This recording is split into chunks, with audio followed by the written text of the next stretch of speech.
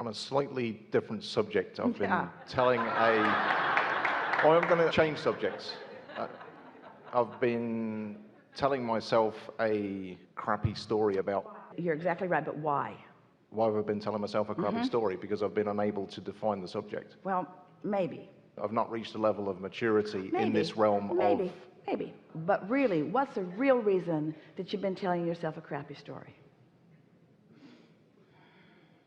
What's the real reason? Because I've not been able to define it. So we know, and we're going to go there with you. But before we do, let's just stay here just for a little bit. What's the real reason that you would tell a story or even believe a story? Because we know that you wouldn't tell it if you didn't believe it. So what's the reason that you would believe a story that doesn't match the real story of who you really are? Because there's a defensiveness. There's an innate understanding. You were born knowing that you're supposed to get what you want, and you were born knowing the power of your ability to create, and you were born knowing the worthiness of your being, and you were born knowing how this all works. And so there's this very deep, very core understanding that things are supposed to be working out for you, that you're supposed to be able to just point and receive. Your worthiness level is that supreme. But when you haven't known how to get into the receptive mode, and you haven't known very many other people that have either, so you're witnessing outcomes that are different than the outcome that you innately know that you deserve, then you begin in a backwards fashion telling the story that justifies where you stand. Almost everybody's doing it. It's like reverse creating. Instead of telling the story that will lead to this, you stand here and you try to tell the story that got you there. That was the biggest thing that we've ever said to you. That's the reason. That's the reason that you tell the, in your words, crappy story in order to justify not being where you know you deserve to be. Okay, so let's make some headway with this then. Yeah, let's. So here's the challenge that I have. I want to be able to define, in the capacity of relationships, what love means to me. All right, so let's step back into a more general place, and let's not define it in specifics. Because if we try to define it in specifics, then we're trying to conjure something that we have no vibrational basis for. Does that make sense? I totally accept that. So let's talk unconditioned. And unconditioned, from our definition, is emotion. Because if these vibrations turn to a condition, then what we want to talk about is the unconditioned. So we want to do exactly what you ask us to do. We want to define the relationship in the unconditional terms. So it feels lovely. It feels happy and satisfying. It feels clever and real. It feels real. It feels whole. It feels like well-being. It feels like home. It feels like brilliance. It feels like eagerness and energy. It feels like excitement. It feels like love and appreciation. It feels like adoration. It feels like perfection. It feels like knowing. It feels like aliveness. It feels like eagerness. It feels like life. It feels like home. It feels natural. It feels like who I am. It feels like defenses are down and expectations are up. It feels like all things are possible. It feels like well-being. It feels like appreciation. It feels like mutual appreciation. It feels like adoration coming and going. It feels like ease. It feels like flow. It feels like ease. It feels like ease. It feels like complete absence of struggle. It feels like ease. It feels like fun. It feels like clarity. It feels like passion. It feels like that. That's what it feels like.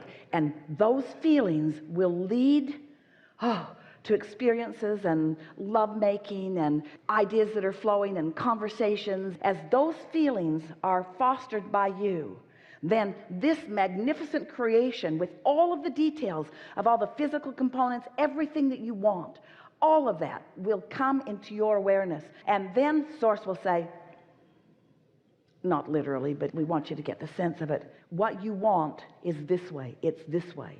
And if you can resist the temptation to say where, who, when, and instead you can just say this way, this way, this way.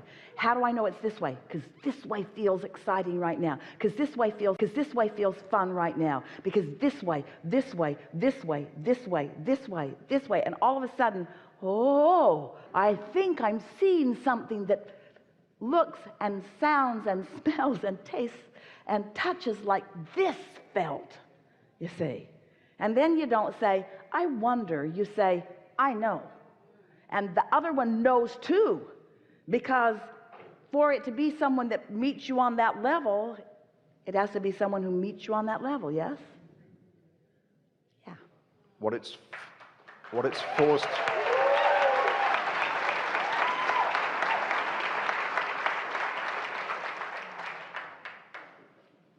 forced me to recognize is accept the moment, accept the experience for all that it is. And the reason why I say that, I've done a lot. The reason that we like you to say it is because you've got no other choice. There's a sort of surrendering or giving in to the accepting of whatever it is, because you are where you are. We know that you're trying to say something. I know Abraham understands this, because I know you can feel it from me. Yeah. This is what I'm trying to overcome, right? When I experience love in my life, it has come from a premise of wearing my heart on my sleeve. It has come from a premise of... Nothing wrong with that. We just put all of it out there. Okay, I accept that. Yeah. It's come from a premise of people showing me love and appreciation in the moment. Yeah. But then may pull back and retract, which has caused inward hurt. Yeah, and it also caused putting more into the vortex. It caused more clarification. It caused more desire to focus. We so want you to hear us when we say, you have never yet done what we are encouraging you to do. So any results that you've ever lived before don't count.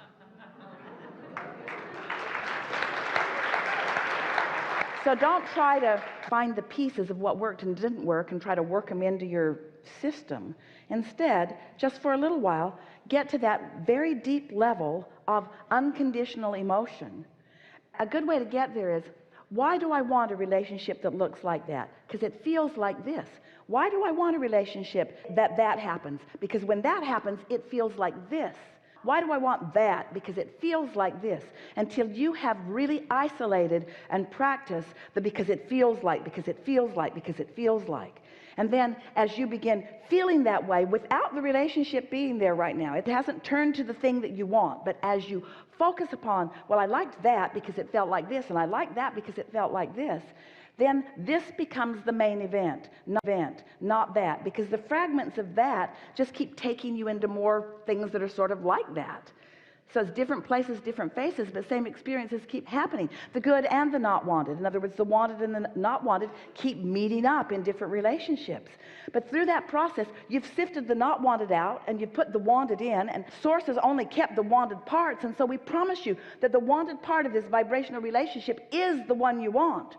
But you've got to become resonant with the relationship that you want, and you have to remain resonant with it long enough that you can follow the clues, and then bam, there you are. I've been looking for you for 3 days.